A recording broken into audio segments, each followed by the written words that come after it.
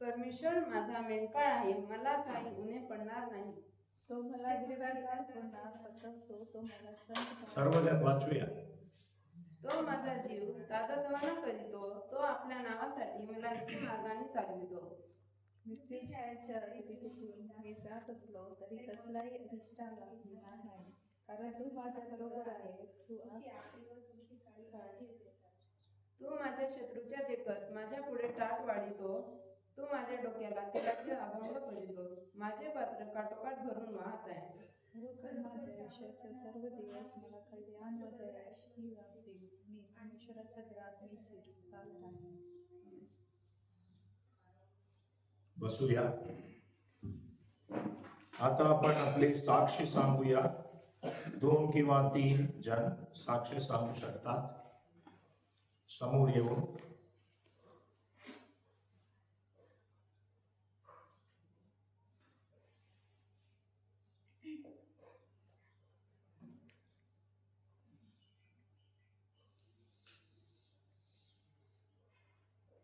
कोणाला साक्षी नाही आहे का?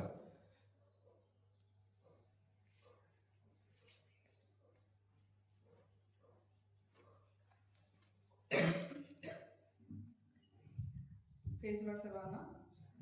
काही दिवसांअगोदर जेव्हा मी गाडीतून घरी परत येत होते तेव्हा अचानक पुढे गाडी थांबली आणि त्याच्या मागे एक ॲटो थांबला आणि हे सगळं अचानक झाल्यामुळे मी काही ब्रेक लावू शकली नाही. त्यामुळे त्याची म्हणजे ॲटोला माझी गाडीची धडक झाली आणि म्हणजे मी एकदम पडले, पण मला काही लागलं नाही तेवढं जास्त. फक्त पायाला थोडंसं दुखापत झाली, पण काय असं रक्त वगैरे लागलं नाही. आणि देवाने मला तेवढा म्हणजे मी एकदम नाही पडली, रस्त्यावर नाही पडली आणि देवाने मला त्या भयंकर अपघात झाला असता, पण देवाने त्या अपघातापासून मला वाचवले. त्यामुळे मी देवाचे आभार मानते. Praise the lord. Praise the lord. या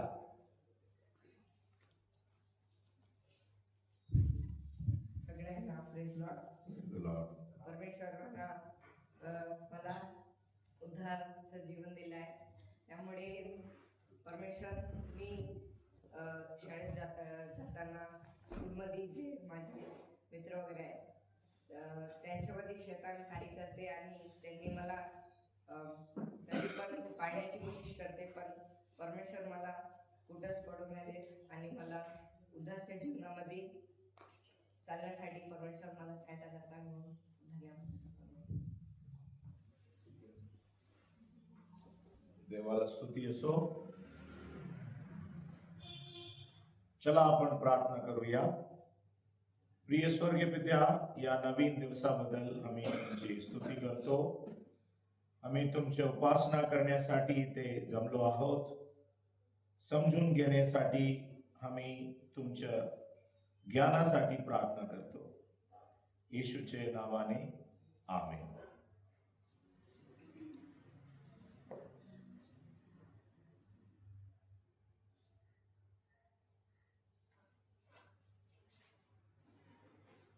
आजचा आमचा विषय आहे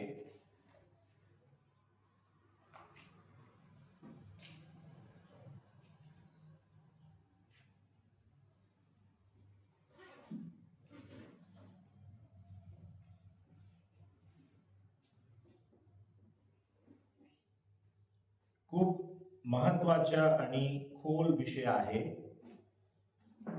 पापाच्या जगात प्रवेश हा फक्त उत्पत्ती 3 मधील घटना नाही, तर मानवी दुःख, मृत्यू, तुटलेपण आणि मुक्तीचे संपूर्ण बायबल कथा याची पायाभरणी आहे.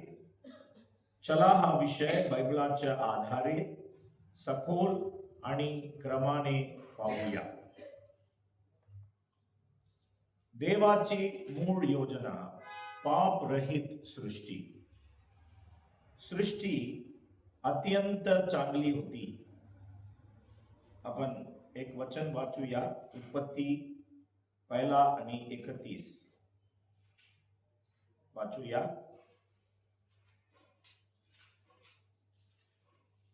देवाने आपण जे केले होते ते सर्व पाहिले. पहा, ते फार चांगले होते. संध्याकाळ झाली व नंतर सकाळ झाली. हा 6वा दिवस.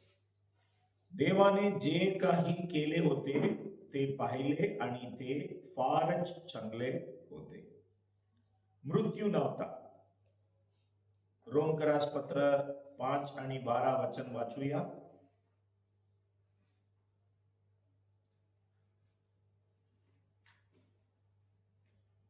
म्हणून एका मनुष्याद्वारे जगात पाप आले व पापाद्वारे मरण आले आणि सर्वांनी पाप केल्यामुळे सर्व मनुष्यांवर मरण आले. हा, रोमकरास पत्र 5:12 अनुसार पापानंतर मृत्यू आला.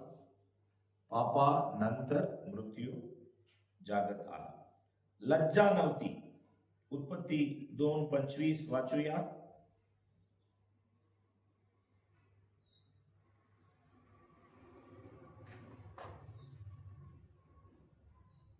तेथे मनुष्य व त्याची पत्नी ही दोघेही नग्न होती, परंतु त्यांना कसलीच लाज वाटत नव्हती. वचन में लिहिलेलं आहे, लज्जा नव्हती. तिसरा आहे पूर्ण सुस्वाद. देव आणि मानव आणि सृष्टी, पुरुष आणि स्त्री, मानव स्वतःची आत्मसंघर्ष नाही. पाप सृष्टीतील दोषामुळे नव्हे तर खऱ्या स्वातंत्र्यामुळे आले. आता मी एक प्रश्न तुमच्या समोर ठेवतो. तारणाची गरज का आहे? तारणाची गरज का आहे? बायबल एका मंचासारखे आहे. ते एका नाट्य मंचासारखे आहे.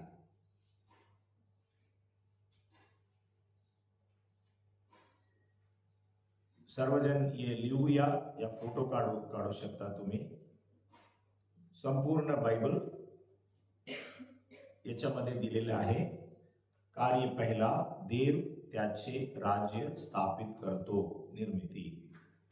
कार्य दुसरा, राज्यात बंड, पतन.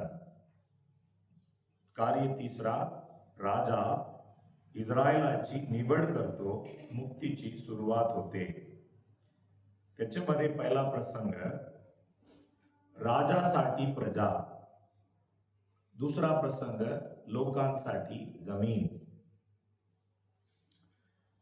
अंतरिम कालावधी, जुन्या आणि नवीन करारांमधील कालावधी. राज्यकर्त्याच्या समाप्तीची वाट पाहणे. कार्य चौथा, राजा येतो, सुटका पूर्ण होते. पाचवा, कार्य पाचवे, राजाच्या आगमनाची बातमी पसरवणे, मंडळीचे कार्य. त्याच्यामध्ये पहिला प्रसंग यरुशलेम ते रोम. दुसरा प्रसंग पृथ्वीच्या टोकापर्यंत. कार्य सहावा, राजा परत येतो, मुक्तात संपली. हा 6 कार्यांमध्ये संपूर्ण बायबल आहे.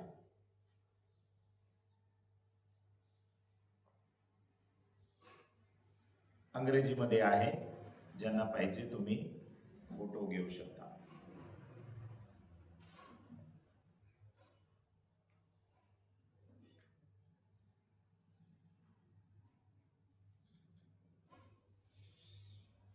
ठीक आहे.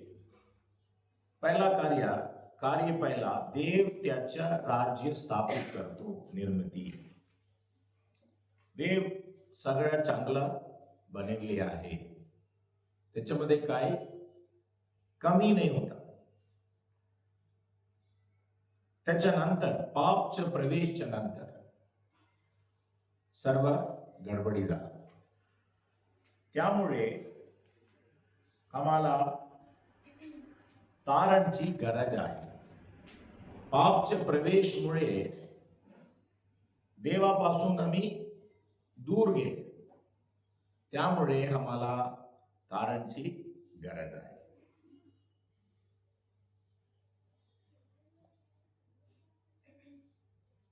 देवबापने आज्ञा दिले होते नैतिक स्वातंत्र्य आणि जबाबदारी, चांगले वाईट ओळखण्याचा झाड.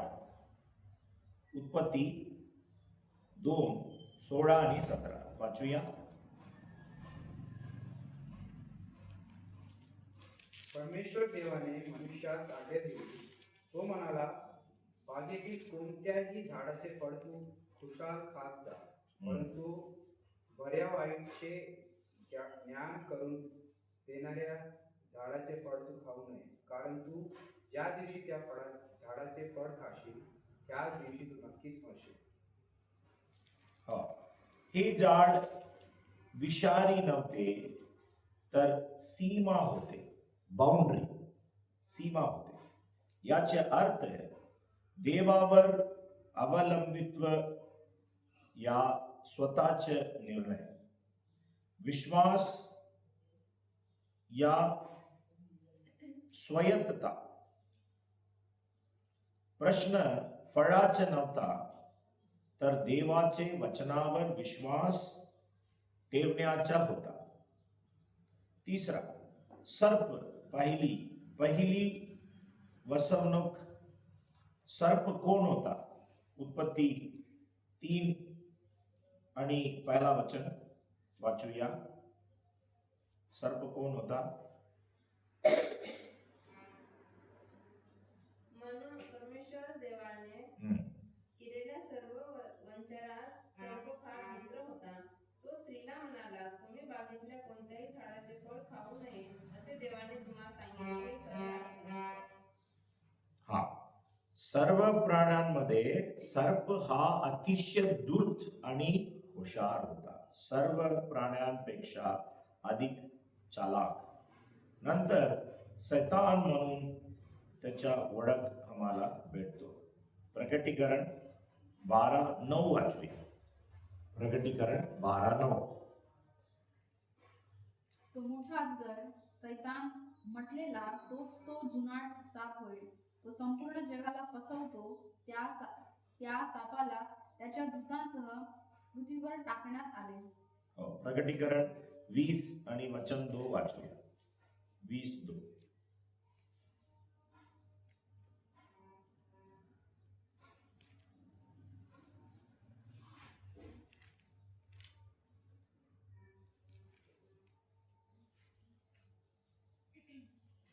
आणि त्याला दियाबल आणि शैतान म्हणतात. त्या पुरातन सर्पाला म्हणजेच त्या अजगराला त्याने धरले 1000 वर्षासाठी त्याला बांधले. हो, जुनी सर्प म्हणून देवाचं वचन सांगतो. प्रलोभनाची पद्धत आज ही तीच आहे. पहिला, देवाच्या वचनावर शंका. उत्पत्ती 3:1 मध्ये देवाने खरेच असे म्हटले का? देवाचे वचनावर शंका. दुसरा, परिणाम नकारणे. तुम्ही नक्की मरलाच असे नाही. उत्पत्ती 3:4. तुम्ही मरणार नाही असं सांगितलं. तिसरा, देवाचे स्वभावाची विकृती. देव जणू स्वार्थी आहे असे दाखवणे. चौथा, इच्छेला आवाहन, ज्ञान, सौंदर्य, सामर्थ. उत्पत्ती 3 आणि वचन 6. प्रलोभन नेहमी पापाला, स्वातंत्र्य आणि आज्ञापालनाला बंधन म्हणून दाखवते. पुन्हा सांगतो, प्रलोभन नेहमी पापाला, स्वातंत्र्य आणि आज्ञापालनाला बंधन म्हणून दाखवते. पापाची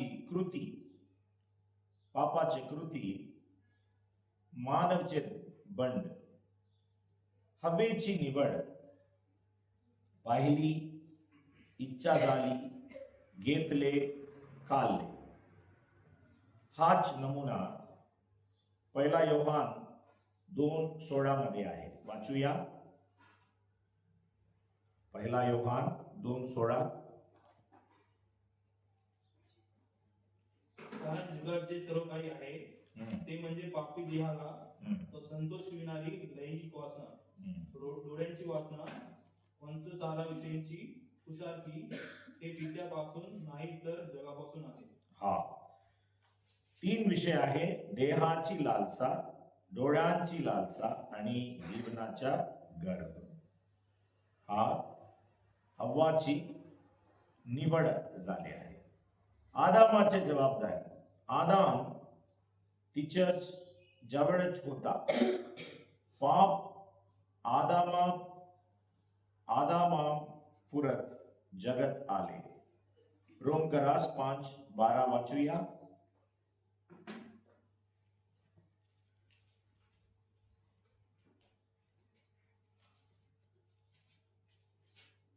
वाचूया रोमकरास. एका मनुष्याच्या द्वारे पाप जगात शिरले हो. आणि पापाद्वारे मरण जगात आले. सर्व लोकांमध्ये मरण पसरले कारण सर्वांनी पाप केले आहे. कोरिन्थिकरास पहिला पत्र आणि 15-22 वाचूया. कोरिन्थिकरास 15, पहिला कोरिन्थिकरास 15 आणि 22. कारण जसे आत्माद्वारे सर्व मरण पावतात तसे सर्वजण ख्रिस्ताद्वारे जिवंत केले जातील. हो. आदम फसवला गेला नव्हता. त्यांनी जाणबुजून पाप केले. 1 तिमोथी 2:14 वाचूया.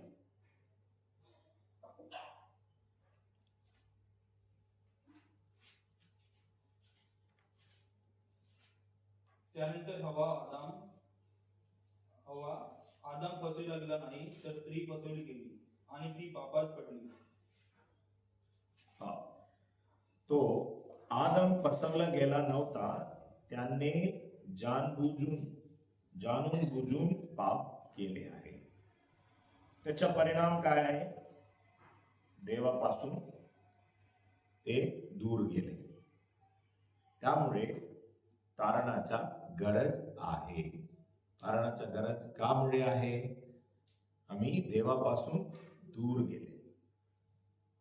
आमच्यामध्ये मृत्यूचा स्वभाव येऊन गेला. त्यामुळे आम्हाला फक्त एक मात्र मार्ग आहे, ते देवाचं तारण आम्ही घ्यायला पाहिजे. चला आपण प्रार्थना करूया. देव बापाला विनंती करू. और यावेळी मी निवेदन करतो. संतोष दादा आम्हाला शेवटीची प्रार्थना करते. धन्यवाद देते परमेश्वरा, तुला तुझ्या समोर येते आणि प्रार्थना करते. देवा, तू आम्हाला सर्वांना तुझ्या भवनात आणला. तुला धन्यवाद देते राजा. सुंदरच्या वचनासाठी तुला धन्यवाद देते राजा. हे सुंदरचं वचन आमच्या जीवनात राजा कार्य करू दे राजा. की उद्धार कशा प्रकारे आहे हे तू आम्हाला सांगितलं राजा. तुझ्या दासाद्वारे तुला धन्यवाद देते राजा. इथे बसलेल्या सर्व लोकांना तू आशीर्वादित कर असं तुझ्याजवळ प्रार्थना करते राजा. दाजी धन्यवाद देते राजा. थोडीशी प्रार्थना येशूच्या नावाने मागून आहे. आमेन. आमेन. हम सर्व उभं होऊन प्रभूची प्रार्थना बोलूया. सुरू करा. तुझे नाव पवित्र मानले जातो. तुझे राज्य येतो. जसे स्वर्गात तसे पृथ्वीवर. तुझी इच्छा आमची रोजची भाकर आज आम्हाला दे. जसे आमच्या विरोधात वाईटाची क्षमा जसे आम्ही आम्हाला परीक्षेत आणू नकोस, तर आम्हाला त्या दुष्टापासून सोड. कारण राज्य, सामर्थ आणि आशीर्वाद प्रभू येशू ख्रिस्ताची कृपा आणि देवाची प्रीती आणि पवित्र आत्म्याची सहभागिता तुम्हा सर्वांबरोबर असो. आमेन. सर्वांना सलाम.